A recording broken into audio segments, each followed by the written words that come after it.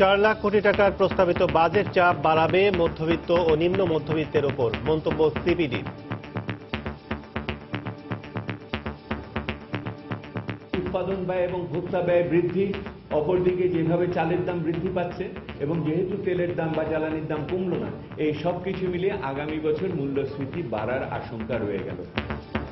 নিত্যপণ্যে VAT না থাকলেও monitoring এর অভাবে সুফল পাওয়া নিয়ে শঙ্কায় সাধারণ মানুষ।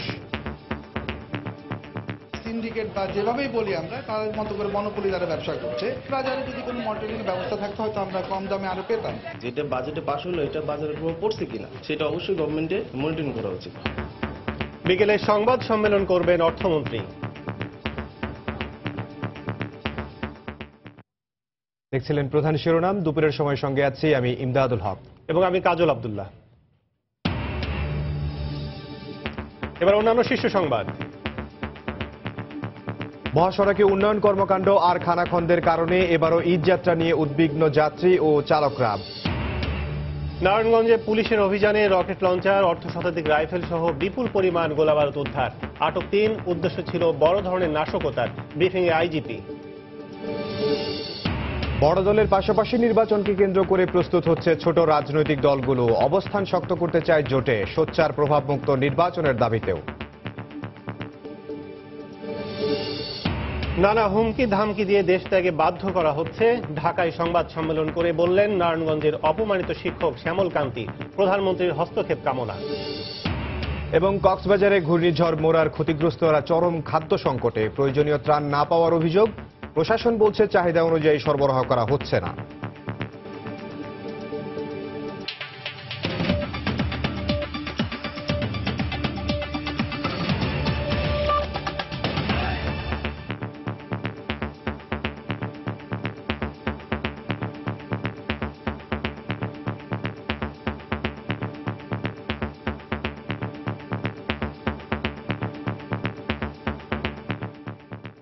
নারায়ণগঞ্জের রূপগঞ্জের পূর্বাঞ্চলে পুলিশের অভিযানে 2টি রকেট লঞ্চার, 62টি এসএমজি রাইফেল, 42টি গ্রেনেড, 5টি পিস্তল, 51টি ম্যাগজিন সহ বিপুল পরিমাণ গোলাবারুদ উদ্ধার করেছে পুলিশ। এ ঘটনায় আটক করা হয়েছে 3 জনকে।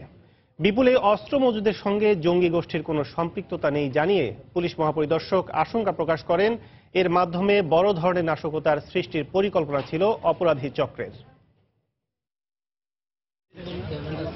এভাবেই পানি ভর্তি ব্যাগের ভেতর থেকে একে একে বের করা হয় আধুনিক সব অস্ত্র ও গোলাবারুদ। নারায়ণগঞ্জের রূপগঞ্জের পূর্বাচল 5 নম্বর সেক্টরে পুলিশের অভিযান শুরু হয় বৃহস্পতিবার রাত থেকে।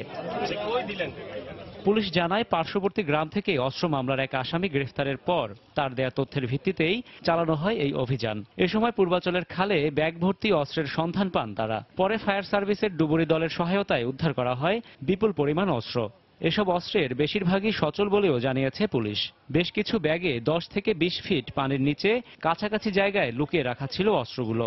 18-19টা ব্যাগের মধ্যে এগুলো আমরা উদ্ধার করেছি। 15-20 ফিট, 10-15-20 ফিটের মধ্যে পানির মধ্যে প্রায় কাছাকাছি জায়গার মধ্যে এগুলো ছিল।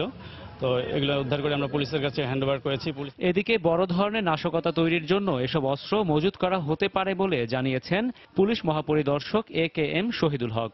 এটা হয়তো কোনো ষড়যন্ত্রের অংশ হতে পারে, তারা হয়তো ওইটা এখানে রাখছে, পরবর্তীতে কোনো তাদের ষড়যন্ত্র বাস্তবায়ন করার জন্য হয়তো কোনো অপরাধী চক্র এটা ব্যবহার করতো। তা আমরা পুলিশের গোয়েন্দা, বিশেষ করে নারায়ণগঞ্জ জেলা পুলিশ ধন্যবাদ দেব, তাদের গোয়েন্দাদের তৎপরতার কারণে এটা উদ্ধার করা সম্ভব হয়েছে। এক ব্যক্তি, এক অপরাধীর স্বীকারোক্তি অনুযায়ী এটা উদ্ধার করা হয়েছে। আমরা আশা করি আমরা সূত্র পাবো যে কারা, কিভাবে, কেন রাখছে, কারা রাখছিল সেটা আমরা মনে হয় পাবো, যেহেতু আমাদের কাছে একজন গ্রেফতার করা আছে। বিপুল এই অস্ত্র মজুদের সঙ্গে জড়িত মূল হোতাদের দ্রুতই গ্রেফতার করা হবে বলেও জানিয়েছেন পুলিশ মহাপরিদর্শক। সময় সংবাদ, নারায়ণগঞ্জ। এই মুহূর্তে পূর্বাচল এলাকায় আছেন রিপোর্টার শাহরিয়ার জামান দীপ। সরাসরি চলে যাচ্ছি তার কাছে। আপনার কাছে সর্বশেষ কি তথ্য আছে দীপ? গতকাল রাত থেকে নারায়ণগঞ্জের পূর্বাঞ্চল 5 নম্বর সেক্টরে যে অভিযানটি শুরু হয়েছিল সেই অভিযানটি কিন্তু এখনো চলছে। এই অভিযানে কিন্তু ইতিমধ্যে বিপুল পরিমাণ অস্ত্র এবং গোলাবারুদ উদ্ধার করা হয়েছে। এছাড়া কিন্তু এখন এই মুহূর্তে আসলে যে কাজটি চলছে সেটি হচ্ছে যে খালটি থেকে অস্ত্র এবং গোলাবারুদ উদ্ধার করা হয়েছিল সেই খালটিতে কিন্তু এখনো ফায়ার সার্ভিসের ডুবুরি দল বিভিন্ন জায়গায় সার্চ করছে। আপনারা দেখতে পাচ্ছেন যে ডুবুরি দল ছাড়াও ফায়ার সার্ভিসের বোর্ড নিয়ে কিন্তু কর্মকর্তারা পুরো এই খালটি সার্চ করছেন। এছাড়া কিন্তু আরেকটু আপনাদেরকে তথ্য জানিয়ে রাখতে চাইছে, এখান থেকে বিপুল পরিমাণ গ্রেনেড উদ্ধার করা হয়েছে, প্রায় 42টির মতো গ্রেনেড উদ্ধার করা হয়েছে। ঢাকা থেকে ইতিমধ্যে বোম ডিসপোজাল ইউনিট কিন্তু এখানে এসে পৌঁছেছেন এবং তারা ইতিমধ্যে কিন্তু একটি জায়গা নির্ধারণ করে ফেলেছেন। আমরা যতটুকু জানতে পেরেছি হয়তো বা আধা ঘন্টা বা 1 ঘন্টার মধ্যে সেই নির্দিষ্ট জায়গায় যে গ্রেনেডগুলো পাওয়া গেছে সেগুলো নিষ্ক্রিয়করণের কাজ তারা শুরু করবেন। ইতিমধ্যে সেই জায়গাটিতে কিন্তু বালু এবং অন্যান্য যেসব জিনিসপত্র রয়েছে সেগুলো কিন্তু তারা নিয়ে এসেছেন। এছাড়া কিন্তু counter terrorism unit, CID crime scene unit সহ অন্যান্য আইন শৃঙ্খলা বাহিনীর সকল সদস্যরা কিন্তু এখানে অবস্থান করছেন। যেহেতু কিছুক্ষণ পরে গ্রেনেড নিষ্ক্রিয় করা হবে তাই এখানকার প্রায় 500 ফিট এরিয়া জায়গা আসলে পুরো জায়গাটিকে এখানে কর্ডন করে রাখা হয়েছে এবং এখানে আশেপাশের যারা ছিল সবাই কিন্তু সরিয়ে দেওয়া হয়েছে। তো তারা আমাদেরকে যেটি বলেছেন যে গ্রেনেডগুলো পাওয়া গেছে সেগুলো বেশ কিছুদিন ধরে পানির নিচে ডুবানো ছিল এবং এই গ্রেনেডগুলো যদি কোথাও নিয়ে যাওয়ার জন্য তৈরি করা হয় বা নিয়ে যাওয়ার চেষ্টা করা হয় সেক্ষেত্রে আসলে বিস্ফোরণ ঘটতে পারে। এই কারণেই তারা আসলে সিদ্ধান্ত নিয়েছেন যে এই গ্রেনেডগুলি আসলে এখানেই তারা বিস্ফোরণ ঘটাবেন। এছাড়া কিন্তু সকালের দিকে এই ঘটনাস্থল পরিদর্শন করেছিলেন পুলিশের আইজিপি। তিনি আমাদেরকে যেটি জানিয়েছেন যে এই বিপুল পরিমাণ অস্ত্র এবং গোলাবারুদ কিন্তু একজন এজাহারভুক্ত মামলার আসামির কাছ থেকে প্রাপ্ত তথ্যের ভিত্তিতে অভিযানের মাধ্যমেই পাওয়া গিয়েছে। তো এখানে আমরা সাংবাদিকরা অপেক্ষা করছি যে অল্প কিছুক্ষণের মধ্যেই পুলিশের বোম ডিসপোজাল ইউনিট যে গ্রেনেডগুলো পাওয়া গিয়েছিল সেই গ্রেনেডগুলো নিষ্ক্রিয়করণের কাজ শুরু করবে। এছাড়া কিন্তু অন্যান্য আইনশৃঙ্খলা বাহিনীর কর্মকর্তারা এখানে কাজ করছেন এবং পুরো এলাকাটি কিন্তু তারা কর্ডন করে রেখেছেন। সাধারণ জনগণ কিন্তু যেই জায়গাটিতে অস্ত্র এবং গোলাবারুদ পাওয়া গেছে সেটি আশেপাশে আসতে পারছেন না। তো এই ছিল আসলে আমার কাছে এখান থেকে সর্বশেষ তথ্য। নারায়ণগঞ্জের রূপগঞ্জ থেকে সরাসরি জানাচ্ছিলেন শাহরিয়ার জামান দীপ। 4 লাখ কোটি টাকার প্রস্তাবিত বাজেট উন্নয়নমূলক হলেও এর বাস্তবায়নই বড় চ্যালেঞ্জ বলে মন্তব্য করেছেন বিশ্লেষকরা। বরাদ্দ যাই থাক, বাস্তবায়নের স্বচ্ছতা নিশ্চিতেরও তাগিদ দেন তারা। নতুন ভ্যাট আইনে রাজস্ব লক্ষ্যমাত্রা অর্জনও কঠিন হবে বলে মত তাদের। অর্থবছরের জিডিপি বৃদ্ধির হার। বৃহস্পতিবার সংসদে 4 লাখ কোটি টাকার বাজেট প্রস্তাব পেশ করেন অর্থমন্ত্রী আবুল মাল আব্দুল মুহিত। এই বাজেট 2016-17 অর্থ বছরের বাজেটের চেয়ে প্রায় 60,000 কোটি টাকা বেশি। রাজস্ব লক্ষ্যমাত্রা 2,87,991 কোটি টাকা ধরা হয়েছে। আর এনবিআর এর জন্য যে লক্ষ্যমাত্রা নির্ধারণ করা হয়েছে তা আগের অর্থ বছরের চেয়ে প্রায় 20% বেশি। নতুন ভ্যাট আইন কার্যকর করে এই লক্ষ্যমাত্রা বড় চ্যালেঞ্জের মুখে পড়বে বলে মনে করেন বিশ্লেষকরা। সম্পূরক শুল্ক প্লাস এই 15% ভ্যাট, যেমন একটা আইটেম এতদিন হয়তো 4% দিচ্ছিল বা 5% দিচ্ছিল, তাকে এখন 15% আসতে হবে। সুতরাং তার এখানে হিসাবের একটা কারুকার্যতার ব্যাপার, তার কষ্টতের ব্যাপারটা এখানে এসে যাবে। সেইটা করে না তখন 15% আমি ভ্যাট আরোপ করব। সেই বিষয়টা ওই যেখানে আমরা অনলাইনের কথা বলছি, যেখানে আমরা বলছি অনেকে এই নেটের ভিতর আসতে হবে, রেজিস্টার্ড হতে হবে, সেই কাজগুলো হতে হবে। সেই কাজগুলো না হলে কিন্তু এটা অর্জন হবে না। প্রায় সব মন্ত্রণালয়ে বরাদ্দের পরিমাণ বাড়ানো হয়েছে। বরাদ্দ রাখা হয়েছে বড় প্রকল্প বাস্তবায়নে। বিশ্লেষকদের মতে টাকার অঙ্কে বরাদ্দ বাড়ানোর পাশাপাশি এই বাজেট বাস্তবায়নে আন্তঃ মন্ত্রণালয়ের সংস্কার জরুরি। সুশাসন থাকে না কখন, যখন স্বচ্ছতা থাকে না। সুশাসন থাকে না কখন, যখন দুর্নীতি হয়। তো এগুলো তো দূর করার জন্য প্রাতিষ্ঠানিক সংস্কারের প্রয়োজন। সেইটা খুব একটা হচ্ছে না। কয়েকটা বাজেট ধরে আমরা সেই ক্ষেত্রে গ্যাপ দেখছি। টাকার অঙ্কে বাড়িয়ে বা টাকার অঙ্কে কমিয়ে বা টাকার অঙ্কে অ্যালোকেশন বদলে বাজেট সমস্যার সমাধান হবে না, যতক্ষণ পর্যন্ত বাজেটের যে প্রাতিষ্ঠানিক ভিত্তি সেটাকে আরো সংস্কার করে আরো এফেক্টিভ না করা হচ্ছে। প্রস্তাবিত বাজেটকে জনমুখী করতে বিনিয়োগ বাড়ানো ও স্বচ্ছতা নিশ্চিত করার তাগিদ দিয়েছেন বিশ্লেষকরা। 86 কোটি টাকা ব্যয়ে। সানভীর রূপল, সময় সংবাদ, ঢাকা। একই মত সিপিডির। 2017-18 অর্থ বছরের প্রস্তাবিত বাজেট বাস্তবায়নে ভ্যাট নির্ভর রাজস্ব আদায়ে সরকারকে চ্যালেঞ্জের মুখোমুখি হতে হবে বলে মন্তব্য করেছে বেসরকারি এই গবেষণা সংস্থাটি। সেন্টার ফর পলিসি ডায়ালগের মতে নতুন অর্থ বছরের 7.4% প্রবৃদ্ধির লক্ষ্যমাত্রা অর্জনে ব্যক্তি খাতে 6,000 কোটি টাকা এবং রাষ্ট্রীয় খাতে 50,000 কোটি টাকার বাড়তি বিনিয়োগের প্রয়োজন পড়বে। সকালে রাজধানীর লেকশোর হোটেলে প্রস্তাবিত বাজেটের উপর সংবাদ সম্মেলনে একথা বলেন সিপিডি সম্মানিত ফেলো ডক্টর দেবপ্রিয় ভট্টাচার্য। নতুন বাজেটে প্রস্তাবিত কর কাঠামো সাধারণ মানুষের ব্যয় বাড়াবে বলেও মন্তব্য করেন তিনি। ব্যাংকের উপরে এটা আমাদের কাছে অস্বস্তি লেগেছে, তবে বড়দের কাছ থেকে নেওয়া, যারা বেশি পরিমাণে টাকা রাখে তাদের কাছ থেকে নেওয়া উচিত, মধ্যবিত্ত নিম্ন মধ্যবিত্ত হবে না। আমাদের ধারণা উৎপাদন ব্যয় বৃদ্ধি পাবে, একই সাথে আপনার ভোক্তা ব্যয়ও বৃদ্ধি পাবে। এই উৎপাদন ব্যয় এবং ভোক্তা ব্যয় বৃদ্ধি, অপরদিকে যেভাবে চালের দাম বৃদ্ধি পাচ্ছে, আগামীতে যেভাবে আমাদের টাকার বিনিময় হারকে সামঞ্জস্যপূর্ণ করে নিচের দিকে নামানোর প্রয়োজন করতে পারে, এবং যেহেতু তেলের দাম বা জ্বালানির দাম কমলো না, এই সব কিছু মিলিয়ে আগামী বছর মূল্যস্ফীতি বাড়ার আশঙ্কা রয়ে গেল। রাজধানীর নিত্যপণ্যের বাজারে বাজেটের কোনো প্রভাব নেই। চড়া দামে বিক্রি হচ্ছে সবজি ও মাছ। দাম বাড়ার কারণ হিসেবে সরবরাহ সংকটকে দায়ী করা হলেও বিক্রেতাদের এমন দাবি অযৌক্তিক বলে মনে করেন ক্রেতারা। নিত্যপণ্যে ভ্যাট না থাকলেও মনিটরিং এর অভাবে এর সুফল পাওয়া নিয়ে শঙ্কায় সাধারণ ভোক্তারা। দ্রব্যের দাম নিয়ন্ত্রণে রাখতে সদ্য ঘোষিত 2017-18 অর্থ বছরের বাজেটে শাকসবজি, মাছ ও মাংসের উপর ভ্যাট অব্যাহতির প্রস্তাব করেছেন অর্থমন্ত্রী। সেই হিসাবে নিত্যপণ্যের দাম নিয়ন্ত্রণে থাকবে, ক্রেতাদের এমন আশা থাকলেও বাস্তবতা ভিন্ন। বেগুন, শসা, লেবু, ঢেঁড়স ও লাল শাক সহ সব ধরনের শাকসবজি বিক্রি হচ্ছে বাড়তি দামে। লাল শাকগুলো যে 8 টাকা বেশি, জোড়া 15, 3টা 20, 2 শাক 15 টাকা, 20 টাকা। দেখুন এটা বিক্রি করতে আছি আমরা 50 টাকা কেজি, আর এটা 60 টাকা কেজি। এটা যদি কিনে আনি মনে করেন 10 টাকা কেজি, আমরা 15 টাকা বিক্রি করতে পারবো। মনিটরিং ব্যবস্থা জোরদার করতে না পারলে ভ্যাট অব্যাহতির সুফল মিলবে না বলে মনে করছেন ক্রেতারা। বেগুন, বরবটি, তারপরে কাঁচা কলা, তারপর আপনার আলু নিলাম, ওগুলা দাম যেটা দেখলাম মোটামুটি আগের মতই আছে। বাজেটে যেটা ভ্যাটটা কমছে সেটার প্রভাবটা এখনো বাজারে পড়ে নাই। কতটুকু পড়বে এটা তো আমরা বুঝতে পারতেছি না। যেটা বাজেটে পাশ হলো এটা বাজারে প্রভাব পড়ছে কিনা সেটা অবশ্যই গভর্নমেন্টে মনিটরিং করা উচিত।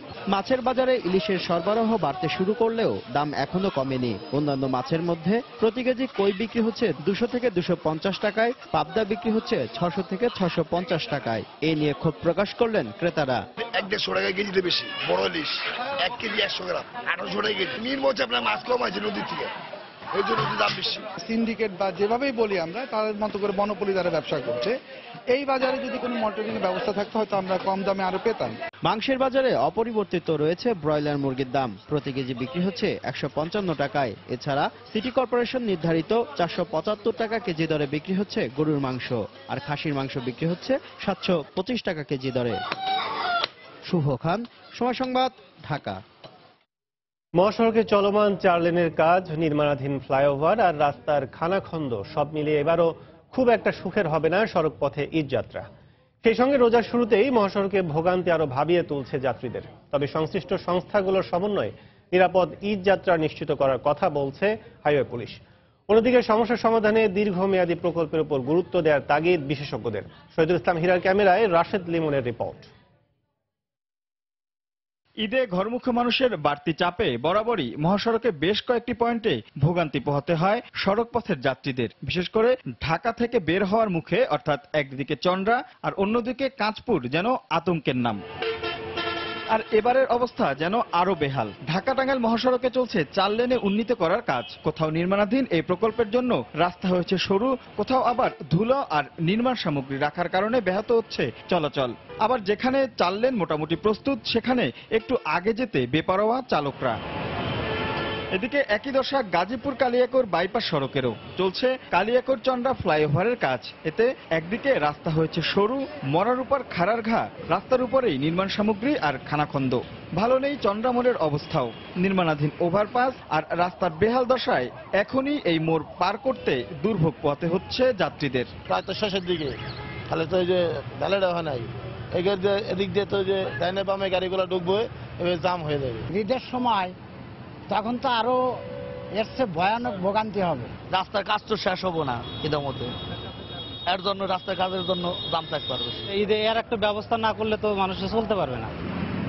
এদিকে প্রতি বছরের মতো এবারও এলেঙ্গায় সরু রাস্তায় গাড়ির চাপ বাড়লে বাড়বে যানজট। আর ঢাকা চট্টগ্রাম মহাসড়কের অবস্থার উন্নতি হলেও যাত্রীদের গলার কাটা হতে পারে কাঁচপুর ব্রিজ। হাইওয়ে পুলিশ বলছেন, প্রতিকূলতার মাঝেও চেষ্টা থাকবে যতটা সম্ভব দুর্ভোগ কমিয়ে আনার। আমাদেরকে এটার মধ্যে দিয়ে কাজ করতে হবে। তো যার জন্য এই ডেভেলপমেন্ট করার অংশটাকে সাথে রেখেই আমরা যতটুকু পারতেছি এখান থেকে বাইপাস করা অথবা কোনো রাস্তা তৈরি করা এইসব ব্যাপারে আমরা যখন যোগাযোগ মন্ত্রকে অনুরোধ করতেছি তারা সেই কাজগুলো করে দিচ্ছে।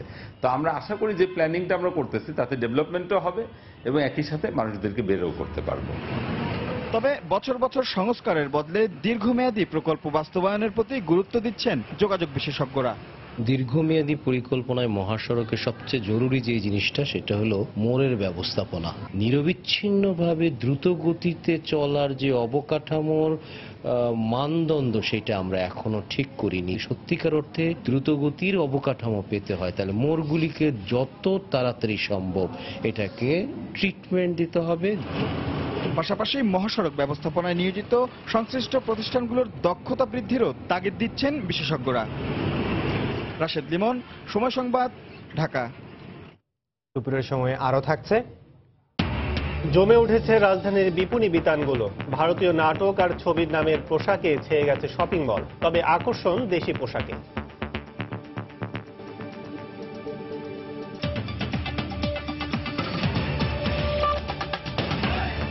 আওয়ামী লীগ সরকারের দেয়া উন্নয়ন ও জনকল্যাণের বাজেট বেগম জিয়া ও তার দল মেনে নিতে পারছেন না বলে মন্তব্য করেছেন আওয়ামী লীগের সাধারণ সম্পাদক ওবায়দুল কাদের। সকালে কক্সবাজারের কুতুবদিয়া পাড়ায় ঘূর্ণিঝড় মোরায় ক্ষতিগ্রস্তদের মাঝে ত্রাণ বিতরণকালে তিনি এ কথা বলেন। কুতুবদিয়া পাড়ায় 600 পরিবারের মাঝে 10 কেজি করে চাল এবং নগদ 1000 টাকা করে বিতরণ করেন তিনি। এরপর আওয়ামী লীগের কেন্দ্রীয় নেতারা 4টি দলে ভাগ হয়ে টেকনাফ, কুতুবদিয়া, মহেশখালী, চকরিয়া ও পেকুয়ায় ক্ষতিগ্রস্তদের মাঝে 132 মেট্রিক টন চাল ও নগদ অর্থ বিতরণ করেন। আমাদের বাজেট খাওয়া ভবন তৈরির জন্য নয়। ওই যে হাওয়া ভবনের মতো খাওয়া ভবনের জন্য বরাদ্দ করে এ বাজেট তৈরি হয়নি।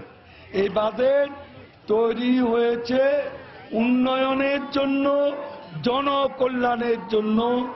এই উন্নয়ন ও জনকল্যাণের বাজেট দেখে বেগম জিয়া ও তার দলের গাত্রদাহ শুরু হয়ে গেছে।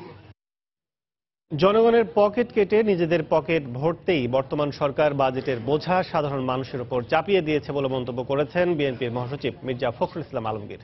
এ বাজেট জনগণের কোনো কল্যাণে আসবে না বলে মন্তব্য করেন তিনি বলেন, দেশের মানুষকে সরকার তাদের বিছানো করের জালে ফেলে দিয়েছে। সকালে নয়াপল্টনে দলের কেন্দ্রীয় কার্যালয়ে পুস্তক প্রকাশনী ও প্রদর্শনী অনুষ্ঠানে একথা বলেন মির্জা ফখরুল। এই মেগা প্রজেক্টের মেগা কস্টিং হবে, মেগা কস্টিং মেগা দুর্নীতি হবে, মেগা পকেট মারি হবে। পুরো বিষয়টা কি? পুরো বাজেটটি হচ্ছে আজকে নিজেদের পকেট ভর্তি করার জন্য। আজকে জনগণের পকেট কাটবে, নিজের পকেট ভর্তি করবে। এই হচ্ছে অবস্থাটা। এটা হচ্ছে আপনার খুবই উচ্চ দরের পকেট মারার মতো অবস্থা। এই বাজেট সাধারণ মানুষের কল্যাণ তো করবেই না, উপরন্তু সাধারণ মানুষের জন্য একটা বোঝা হয়ে দাঁড়াবে। শুধু বড় দল নয়, নির্বাচনকে কেন্দ্র করে প্রস্তুত হচ্ছে ছোট রাজনৈতিক দলগুলো। দ্রুত সাংগঠনিকভাবে গুছিয়ে উঠে নির্বাচনের সময় নিজ নিজ রাজনৈতিক জোটে অবস্থান শক্ত করতে চায় দলগুলো। বসে নেই জোটের বাইরের ছোট দলগুলো।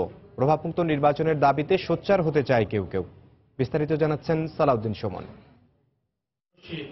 একাদশ জাতীয় সংসদ নির্বাচনের জন্য প্রস্তুত হচ্ছে দেশের প্রধান দুই প্রতিদ্বন্দ্বী রাজনৈতিক দল আওয়ামী লীগ ও বিএনপি।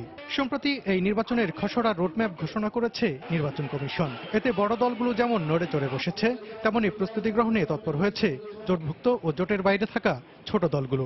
জাসদ, ওয়ার্কার্স পার্টি, সাম্যবাদী দল সহ ক্ষমতাসীন আওয়ামী লীগের নেতৃত্বাধীন মহাজোটের শরিক অন্যান্য ছোট দলগুলো দৃষ্টি দিচ্ছে নির্বাচনী এলাকায়। এটা পার্লামেন্টারি ডেমোক্রেসি। পার্লামেন্টারি ডেমোক্রেসিতে আমরা জোটবদ্ধভাবে গেছি। আমাদের মৌলিক যে জায়গাটা রয়েছে যে 14 দলকে ক্ষমতায় রাখা, সেখানে আমাদের কোনো বিচ্যুতি হবে না। এদিকে নিজেদের গুছিয়ে নিয়ে নির্বাচনের আগে সরকার বিরোধী আন্দোলনকে বেগবান করতে চায় এলডিপি, কল্যাণ পার্টি, ন্যাপ ভাসানী, ইসলামী ঐক্য জোট সহ বিএনপি নেতৃত্বাধীন 20 দলীয় জোটের অন্তর্ভুক্ত ছোট দলগুলো। বেগম জিয়া যখন আন্দোলনের ডাক দেবেন সহায়ক সরকার বাস্তবায়নের নিমিত্তে, সে সময় আমরা জোটে যারাই আছি, 19টি দল আছে বিএনপি বাদে, আমরা সকলেই আমাদের পক্ষ থেকে শ্রম দিব, সময় দিব, মেধা দিব, কর্মী দিব, যাতে করে আন্দোলনটি সফল হয় সিপিবি গণফোরাম বিকল্পধারা সহ জোটের বাইরে থাকা অন্যান্য রাজনৈতিক দলগুলো ভাবছে নির্বাচন নিয়ে। দলগত প্রস্তুতির পাশাপাশি নির্বাচন কমিশনের স্বচ্ছতা নিশ্চিতে তৎপর হচ্ছে তারা। নির্বাচন কমিশন হলো আম্পায়ার। আম্পায়ার যদি ওখানে ফাউল করার লোক থাকে তো হয়তো আমরা বিজয় অর্জন করতে পারবো না, আর বিজয় অর্জন করলেও আমি বলবো এখানে কোনো সন্তুষ্টি থাকবে না। প্রতিযোগিতার মধ্যে যে বিচারকের ভূমিকা রাখে তাকে বিচারকের ভূমিকা রাখতে হবে, নিরপেক্ষ থাকতে হবে। নির্বাচনে আসন বন্টনের দেন দরবারে এগিয়ে থাকতেই নিজেদের গুরুত্ব বাড়াতে চায় জোটভুক্ত ছোট দলগুলো। সালাউদ্দিন সুমন, সময় সংবাদ, ঢাকা। পরিবার সহ দেশ ছাড়তে প্রভাবশালীরা হুমকি দিচ্ছেন বলে অভিযোগ করেছেন নারায়ণগঞ্জের পিয়ার্স সর্দার উচ্চ বিদ্যালয়ের অপমানিত শিক্ষক শ্যামলকান্তি ভক্ত। সকালে রাজধানী সেগুনবাগিচায় ক্রাইম রিপোর্টার্স অ্যাসোসিয়েশন মিলনায়তনে সংবাদ সম্মেলনে তিনি কথা বলেন। তিনি বলেন, গত বছর সরকার তার নিরাপত্তা দিলেও অদৃশ্য কারণে তা উঠিয়ে নেওয়া হয়েছে। সংবাদ সম্মেলনে তিনি অভিযোগ করে বলেন, স্কুল থেকে বিতাড়িত করতেই চক্রান্ত করে মামলা দেওয়া হয়েছে। চাকরি জীবনে কখনো অনিয়ম করেননি বলে দাবি করেন শিক্ষক শ্যামলকান্তি। মামলা প্রত্যাহার এবং নিরাপত্তা দিতে প্রধানমন্ত্রীর হস্তক্ষেপ কামনাও করেন এই শিক্ষক।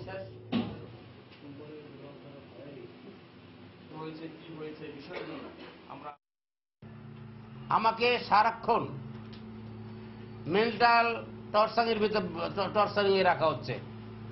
1 এপ্রিল থেকে আমাকে যে সরকার যে নিরাপত্তা দিয়েছিল সেই নিরাপত্তা কার হুমকিতে, কার নির্দেশে এবং কার জন্য তুলে নেওয়া হলো। আমার সংসার এখন ছিন্নভিন্ন হয়ে গেছে, বলতে গেলে ধ্বংসের পথে। আমি আতঙ্কিত আছি, কারণ ওই পরিবার আমাকে যে কোনো সময় নিঃশেষ করতে পারে। প্রকৃত যারা এই যে ষড়যন্ত্রকারী এদের বিচার আমি দাবি করি। আমি মাননীয় প্রধানমন্ত্রীর কাছে দাবি করতেছি যে আমাকে যেন এই মিথ্যা মামলা থেকে প্রত্যাহার করে মিথ্যা মামলা এই খারিজ করে দেয়। কক্সবাজারে ঘূর্ণিঝড় মোরার আঘাতে ক্ষতিগ্রস্তরা চরম খাদ্য সংকটে পড়েছেন। দুর্যোগ কবলিত এলাকায় ত্রাণ বিতরণ করা হলেও তা পর্যাপ্ত নয় বলে অভিযোগ করেছেন দুর্গতরা। রোজার সময় খোলা আকাশের নিচে মানবেতর জীবনযাপন করছে এসব এলাকার কয়েক হাজার পরিবার। এদিকে চাহিদা অনুযায়ী ত্রাণ সরবরাহ কার্যক্রম অব্যাহত রয়েছে বলে জানিয়েছে জেলা প্রশাসন। সুজাউদ্দিন রুবেলের তথ্য, মোহাম্মদ ফরাজের ছবি নিয়ে ডেস্ক রিপোর্ট। ঘূর্ণিঝড় মোরার আঘাতে কক্সবাজার শহরের নাজিরাটেক, সমিতিপাড়া, কুতুবদিয়া পাড়া সহ বেশ কিছু এলাকায় ক্ষতিগ্রস্ত হয়েছে প্রায় 7,000 পরিবার। এর মধ্যে প্রশাসন ও পৌরসভার উদ্যোগে মাত্র 400 পরিবারকে 8 কেজি করে চাল বিতরণ করা হলেও বাকিরা এখনো রয়েছেন খাদ্য সংকটে। ক্ষতিগ্রস্তদের অভিযোগ, ঝড়ের আগে প্রশাসনের নানা তৎপরতা থাকলেও দুর্যোগ কেটে যাওয়ার পর ক্ষতিগ্রস্তদের সহায়তায় তেমন উদ্যোগ নেই। আমরা বাঙ্গাচুরার ভিতরে এরকম কষ্ট করে আছি, ভাত পানি করতে পারি না, কাপড় চোপড় করতে পারি না, সব তো চলে গেছে। কোনো আর্থিক সহযোগিতা পাইনি, কাউন্সিলর থেকেও পাইনি। যে 8 কেজি চাল দিচ্ছে শুনছে, তাও পাইনি আমরা এখনো। পাড়ার কোনো বড় নেতারাও খবর নেয় নাই, সরকারও আমাদের খোঁজ খবর রাখে নাই। ক্ষতিগ্রস্তদের মধ্যে সামান্য কিছু পরিবার ত্রাণ পেলেও তা চাহিদার তুলনায় খুবই কম বলে জানালেন স্থানীয় জনপ্রতিনিধি। জেলা প্রশাসন এবং পৌরসভার পক্ষ থেকে 700 পরিবারকে ত্রাণ দেওয়া হয়েছে। আরও ত্রাণের প্রয়োজন এবং এখানে 1000 পরিবার সম্পূর্ণরূপে বিধ্বস্ত হয়েছে। তাদের গৃহ নির্মাণের জন্য প্রয়োজনীয় সাহায্য সহযোগিতা দরকার। শিগগিরই চাহিদা অনুযায়ী আরও সরবরাহ করা হবে বলে জানিয়েছে জেলা প্রশাসন। পূর্ণাঙ্গ অ্যাসেসমেন্টটা করছি ডি ফর্মে, সরকারি প্রেসক্রাইব ফর্মে। সেটা আমাদের কাছে ইতিমধ্যে আসা শুরু করেছে। আমরা এটা কম্পাইল করছি। কম্পাইল করে যদি আমাদের কোনো ঘাটতি থাকে সেটাও আমরা চাইবো। আমরা প্রত্যেকটা জায়গায় যা যা প্রয়োজন সেটা আমরা সরবরাহ করব। জেলা প্রশাসনের দেয়া তথ্য মতে ঘূর্ণিঝড় মোরার আঘাতে ক্ষতিগ্রস্ত কক্সবাজারের 8 উপজেলায় বিতরণ করা হয়েছে 262 মেট্রিক টন জিআর চাল ও নগদ 23 লাখ টাকা। সময় সংবাদ, কক্সবাজার। ঘূর্ণিঝড় মোরার আঘাতে ক্ষতিগ্রস্ত হয়েছে কক্সবাজারের বিভিন্ন জনপদ। এর মধ্যে সবচেয়ে বেশি ক্ষতিগ্রস্ত হয়েছে টেকনাফের সেন্ট মার্টিন দ্বীপ। ঘূর্ণিঝড় পরবর্তী ক্ষয়ক্ষতির খবর জানাতে এই মুহূর্তে সেখানে আছেন রিপোর্টার কমল দে। সরাসরি চলে যাচ্ছে তার কাছে। কমল। ধন্যবাদ কাজল। আপনি জানেন যে ঘূর্ণিঝড় মোরার আঘাতে কিন্তু সবচেয়ে বেশি ক্ষতিগ্রস্ত এলাকা হলো কক্সবাজারের টেকনাফ উপজেলার সেন্ট মার্টিন দ্বীপ এবং এখানকার প্রায় 80% কিন্তু কাঁচা ঘরবাড়ি নষ্ট হয়ে গেছে এবং সেখানে কিছুটা ত্রাণের প্রথম থেকে অপ্রতুলতা ছিল। তবে এখন পর্যন্ত শুধুমাত্র ত্রাণ সহায়তা দিয়ে যাচ্ছে বাংলাদেশ নৌবাহিনী। বাংলাদেশ নৌবাহিনীর সমুদ্র অভিযান জাহাজটি মূলত দুর্ঘটনার পর অর্থাৎ ঘূর্ণিঝড় মঙ্গলবার বুধবার এই সকালে এসে তারা এখানে উপস্থিত হয়।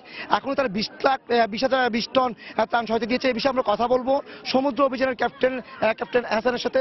আপনারা এখন পর্যন্ত কি ধরনের ত্রাণ সহায়তা দিচ্ছেন সেন্ট মার্টিনবাসীকে?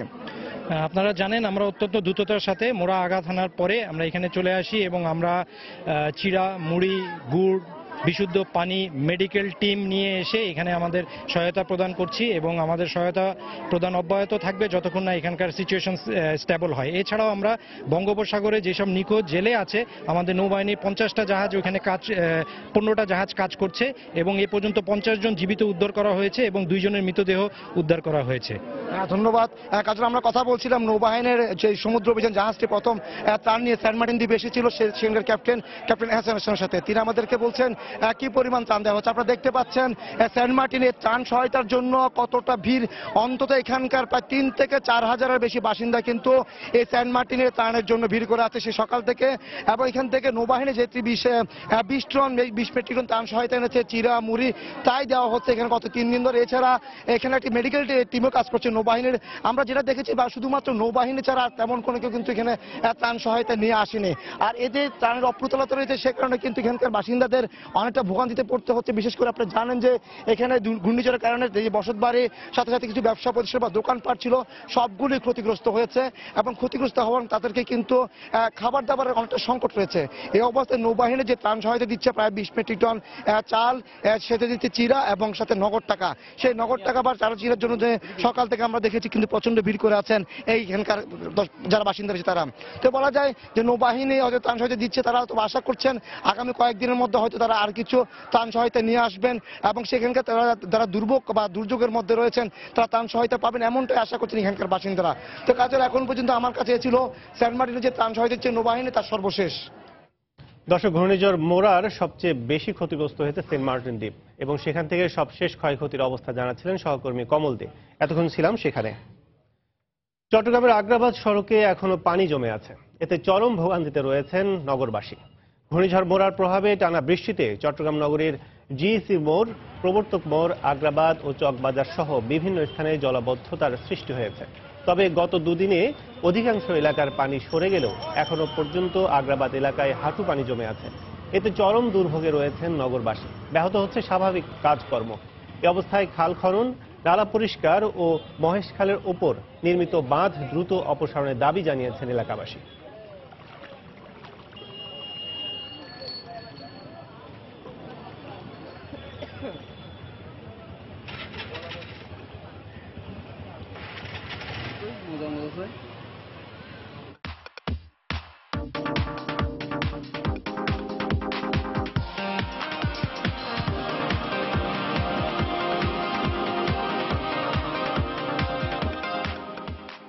রোজার শুরুতেই জমে উঠতে শুরু করেছে রাজধানীর বিপণী বিতানগুলো। প্রতি বছরের মতো এবারও ভারতীয় নাটক আর ছবির নামকরণের পোশাকে ছেয়ে গেছে ছোট বড় শপিং মলগুলো। তবে উৎসবকে আরো রঙিন করতে উজ্জ্বল রঙের হাল ফ্যাশনের দেশীয় পোশাকের প্রতি ক্রেতাদের ঝোঁক বেশি বলে জানালেন বিক্রেতারা। সামনের সপ্তাহ থেকে ঈদ বাজার আরো জমে উঠবে বলে প্রত্যাশা ব্যবসায়ীদের। Sadia friend report. বাহুবলী 2, রাখি বন্ধন, খোকাবাবু, জামাই রাজা আর পিচ্চিনান্নু। প্রতি বছরের মতো এবারও ভারতীয় বিভিন্ন সিরিয়াল আর ছবির নামে ঝলমলে পোশাকের পসরায় ঈদ আয়োজনে প্রস্তুত রাজধানীর বিপণী বিতানগুলো। জরি, পাথর, চুমকির কাজ করা জমকালো এসব পোশাকেই আগ্রহ ক্রেতাদের। ক্রেতা চাহিদার কথা মাথায় রেখেই পোশাকগুলোর এমন নামকরণ জানালেন বিক্রেতারা। অনেক কাজ করা থাকে, গর্জিয়াস, এর জন্য বেশি পছন্দ। বাবা মা, ভাই বোন, আত্মীয় স্বজন সবার কেনাকাটাই শেষ করে মানে ঈদের এক সপ্তাহ আগেই আর কি দেখা ছেড়ে চলে যাবে। বাহুবলী 2, যেমন বাহুবলীর নায়িকা আবান্তিকা, এই ধরনের ড্রেস বেশি চলে এবং আপনার স্টার জলসায় যেগুলো সিরিয়াল দেখায় ক্রেতারা এগুলি চাইতেছে, হিন্দি ছবির উপর নির্ভর করে ওগুলি চাইতেছে, বাংলাদেশের কোনোটাই চায় না। ক্রেতা সমাগম খুব একটা ছিল না, তবে এতে হতাশ নন বিক্রেতারা। এই সময়ে আবহাওয়ায় চলছে রোদ বৃষ্টির খেলা, আর তাই আবহাওয়ার এই খামখালির সঙ্গে আরামের কথা মাথায় রেখে দেশীয় কাপড়ের তৈরি পোশাকগুলোই পছন্দ করছেন বেশিরভাগ ক্রেতা। কালারগুলো ঋতুর সাথে খুব ভালো ম্যাচ করে আর ড্রেসগুলো খুবই কমফোর্টেবল, সেজন্য প্রতি বছর এখান থেকেই কেনা হয়। আমাদের এগুলো দেশের পোশাক, বিভিন্ন বুটিক্সের কাজ থাকে, আর গর্জিয়াস ড্রেস আসলে সেভাবে ভালো লাগে না। আমি সবসময় দেশি কাপড়ই কিনে থাকি, কারণ আমি মনে করি যে আমরা যদি দেশীয় কাপড় না কিনি তাহলে দেশীয় তাঁত শিল্প কিন্তু বিকাশ হবে না। নিজের এবং গিফটের জন্য সবসময় নিজের দেশের জিনিসটাই পছন্দ করি। আমাদের দেশীয় যে বুটিক হাউসগুলো আছে প্রত্যেক বছর তুলনায় আমাদের বিক্রিটা বৃদ্ধি পাচ্ছে। কিছু রুচিশীল কাস্টমার যেগুলো আসবে আমাদের দেশীয় পণ্যের যেগুলো তৈরি সিম্পলের মধ্যে, এগুলো তারা লাইক করে বেশি। নতুন পোশাক ছাড়া যে কোনো উৎসবই যেন অসম্পূর্ণ। নতুন পোশাক উৎসবের আমেজ বাড়িয়ে দেয় বহুগুণে। নিউ মার্কেট থেকে শুরু করে বড় বড় শপিং মল, আকাশ সংস্কৃতির প্রভাবে বাহারি নামের পোশাকগুলোকে ছাপিয়ে ক্রেতা আকর্ষণের প্রতিযোগিতায় দেশীয় পোশাকের চাহিদা বরাবরই শীর্ষে থাকে বলে জানালেন বিক্রেতারা। সাদিয়া আফরিন, সময় সংবাদ, ঢাকা। ঈদের কেনাকাটা করতে সাপ্তাহিক ছুটির দিনে অনেকে ভিড় করছেন বিভিন্ন শপিং মলে। এই মুহূর্তে পল্টন এলাকায় আছেন রিপোর্টার তাহিয়া রুবায়েত অপলা। সরাসরি চলে যাচ্ছে তার কাছে। অপলা। কাজল, আমি এই মুহূর্তে রয়েছি নয়াপল্টনের গাজী ভবনে এবং সকাল থেকে রাজধানীর বেশ কয়েকটি মার্কেট ঘুরে কিন্তু একই রকম চিত্র দেখতে পাচ্ছি। সেটা হচ্ছে সকাল থেকে ভিড় কিছুটা কম থাকলেও বেলা বাড়ার সাথে সাথে কিন্তু আস্তে আস্তে একটু একটু করে জমজমাট হতে শুরু করেছে রাজধানীর ঈদ বাজারগুলো। এবং বিশেষ করে এই মার্কেটে যে চিত্রটা দেখতে পাচ্ছি সেটা হচ্ছে এখানে তুলনামূলক ছোটদের ভিড় বেশি, কারণ এই মার্কেটের দ্বিতীয় তলা যেটা রয়েছে সেটা পুরোটাই কিন্তু ছোটদের জন্য। মূলত গাজী ভবনে সারা বছর পাইকারি বিক্রি হলেও রোজার এই মাসটিতে কিন্তু এটি খুচরা বিক্রি বেড়ে যায় এবং খুচরা বিক্রি উন্মুক্ত থাকে। এবং এখানে ছোটদের কিন্তু আমি সকাল থেকেই হচ্ছে ভিড় এখানে লক্ষ্য করতে পারছি। এবং ছোটদের মার্কেট ঘুরে যেটা দেখতে পাচ্ছি সেটা হচ্ছে যে যেহেতু এবারের ঈদটা পড়েছে হচ্ছে বর্ষাকাল এবং গরম দুটোর মধ্য দিয়ে, তো বড়রা এই মুহূর্তে আসলে উজ্জ্বল রং এবং সুতি কাপড়ের ব্যাপারটি মাথায় রাখলেও ছোটরা কিন্তু আসলে পোশাকের ক্ষেত্রে জমকালো পোশাকটাই তাদের পছন্দের তালিকাতে রাখছেন। এবং ছোট সোনামণিরা বাবা মায়ের হাত ধরে এসে জমকালো যে পোশাকগুলো রয়েছে সেগুলোই কিন্তু তাদের পছন্দের তালিকায় প্রাধান্য পাচ্ছে। পাশাপাশি ছোটদের জুতা থেকে শুরু করে আরো আনুষঙ্গিক যেই জিনিসপত্রগুলো রয়েছে সেগুলো কিন্তু তারা বেশ আগ্রহ নিয়ে কিনছে। এবং দরদাম নিয়ে যদি কথা বলি, বাবা মার সঙ্গে বিশেষ করে অভিভাবকদের সঙ্গে কথা বলতে জানতে পেরেছি যে মিশ্র একটা প্রতিক্রিয়া রয়েছে তাদের মধ্যে দরদাম নিয়ে। ক্রেতারা বলছে যে দাম কিছুটা বেশি, তবে বিক্রেতারা বলছে তারা কিন্তু বেশ সুলভ মূল্যেই তাদের পণ্যটি ছেড়ে দিচ্ছে। তো দরদাম সহ সবকিছু মিলিয়ে এই ছিল এই মুহূর্তে আমার কাছে গাজী ভবন থেকে সর্বশেষ তথ্য। দর্শক, রাজধানীতে ঈদ কেনাকাটার সবশেষ খবর জানাচ্ছিলেন সহকর্মী অপলা। এতক্ষণ ছিলাম রাজধানী পল্টনে। দুপুরের সময় আরো থাকছে। ম্যানিলায় ক্যাসিনোতে হামলার পর 36 জনের লাশ উদ্ধার। হামলাকারীর আত্মহত্যা, সন্ত্রাসবাদের যোগসূত্র নাকচ পুলিশের।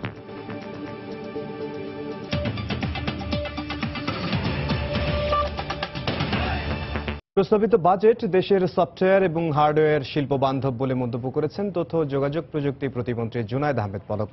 শুক্রবার রাজধানীর কারওয়ান বাজারের সফটওয়্যার টেকনোলজি পার্কে বাজেট প্রতিক্রিয়া উপলক্ষে আয়োজিত সংবাদ সম্মেলনে তিনি কথা বলেন। এ সময় তিনি আরো বলেন, তথ্য প্রযুক্তি খাতের দেশীয় শিল্প সুরক্ষার ব্যবস্থা নেওয়া হয়েছে বাজেটে। 21 সাল নাগাদ যে $5 বিলিয়ন আমরা বৈদেশিক মুদ্রা আয় করতে চাই আমাদের আইটি সেক্টর থেকে, সেখানে কিন্তু আমাদের লক্ষ্য কিন্তু শুধু সফটওয়্যার নয়, আমাদের লক্ষ্য হচ্ছে হার্ডওয়্যার, সফটওয়্যার, সার্ভিস এবং R&D। অর্থাৎ আপনারা দেখেছেন যে কালকে বক্তব্যে কিন্তু সুনির্দিষ্টভাবে অর্থমন্ত্রী মহোদয় কিন্তু এই যে হার্ডওয়্যারের যে শিল্পে 94 ধরনের কাঁচামাল যন্ত্রাংশে আগেকার সর্বোচ্চ 25% ভ্যাটকে কমিয়ে ফ্ল্যাট 1% করা হয়েছে। দেখছেন দুপুরের সময়। টেল সুপ্রিম চেয়ারের পারফেক্ট শেপ আর ডিজাইন আপনাকে দেয় 100% কমফোর্ট। টেল সুপ্রিম চেয়ার। দেশের বাইরের খবর। প্যারিস জলবায়ু চুক্তি থেকে যুক্তরাষ্ট্রের সরে আসার ঘোষণা দিয়ে এর বিকল্প চুক্তি প্রণয়নের আহ্বান জানিয়েছেন মার্কিন প্রেসিডেন্ট ডোনাল্ড ট্রাম্প। বৃহস্পতিবার হোয়াইট হাউসের রোজ গার্ডেনে দেশ ঘোষণায় ট্রাম্প বলেন, এই চুক্তির মাধ্যমে যুক্তরাষ্ট্রের ওপর অন্যান্য অর্থের বোঝা চাপিয়ে দিচ্ছে অন্য দেশগুলো।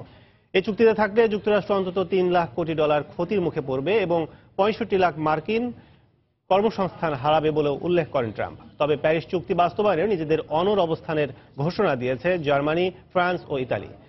প্যারিস সমঝোতাকে পৃথিবীর রক্ষার গুরুত্বপূর্ণ হাতিয়ার উল্লেখ করে এ নিয়ে পুনরায় দর কষাকষির সুযোগ নেই বলে যৌথ বিবৃতিতে জানায় শিল্পোন্নত এই 3 দেশ। এদিকে জলবায়ু চুক্তি থেকে সরে আসার ঘোষণায় দেশ ও দেশের বাইরে তীব্র সমালোচনার মুখে পড়েছেন ট্রাম্প। তার এই ঘোষণার পরপরই ওয়াশিংটন ডিসি, নিউ ইয়র্ক ও ক্যালিফোর্নিয়ার লস অ্যাঞ্জেলেসে বিক্ষোভ করেছেন পরিবেশ আন্দোলনের শত শত কর্মী। 2015 সালের ডিসেম্বরে প্যারিস জলবায়ু সম্মেলনের বিশ্বের 187টি দেশ বৈশ্বিক তাপমাত্রা বৃদ্ধির হার 2 ডিগ্রি সেলসিয়াসের নিচে রাখার বিষয়ে একমত হন।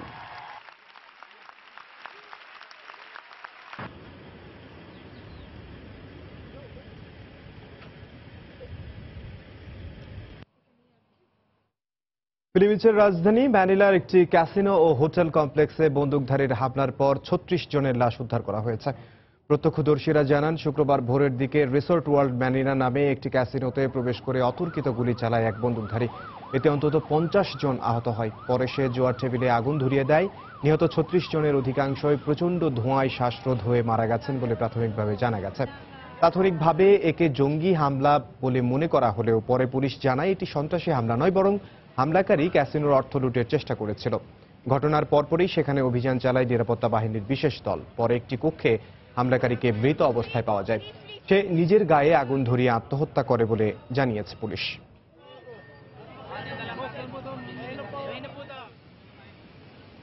দুপুরের সময়ে এ পর্যায়ে শীর্ষ সংবাদ জানিয়ে দিচ্ছি আরেকবার। প্রস্তাবিত বাজেট চাপ বাড়াবে মধ্যবিত্ত নিম্ন মধ্যবিত্তের উপর। মন্তব্য সিপিডির। নিত্যপণ্যে ভ্যাট না থাকলেও মনিটরিং এর অভাবে সুফল পাওয়া নিয়ে শঙ্কায় সাধারণ মানুষ। নারায়ণগঞ্জে পুলিশের অভিযানে রকেট লঞ্চার, অর্ধশতাধিক রাইফেল সহ বিপুল পরিমাণ গোলাবারুদ উদ্ধার, আটক 3। উদ্দেশ্য ছিল বড় ধরনের নাশকতার, ব্রিফিংয়ে আইজিপি। মহাসড়কে উন্নয়ন কর্মকাণ্ড আর খানাখন্দের কারণে এবারও ঈদ যাত্রা নিয়ে উদ্বিগ্ন যাত্রী ও চালকরা। ভোগান্তি কমাতে উদ্যোগ হাইওয়ে পুলিশের। কক্সবাজারে ঘূর্ণিঝড় মোরায় ক্ষতিগ্রস্তরা চরম খাদ্য সংকটে। ত্রাণের জন্য দীর্ঘ লাইন, দুর্গত এলাকায় সহায়তা নিয়ে আওয়ামী লীগ।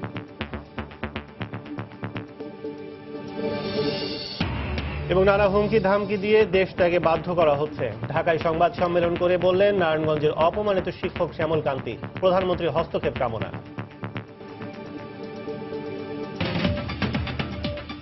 এই ছিল দুপুরের সময়। যে কোনো খবর পেতে ভিজিট করুন সময়নিউজ.tv। সঙ্গে থাকুন সময়ের।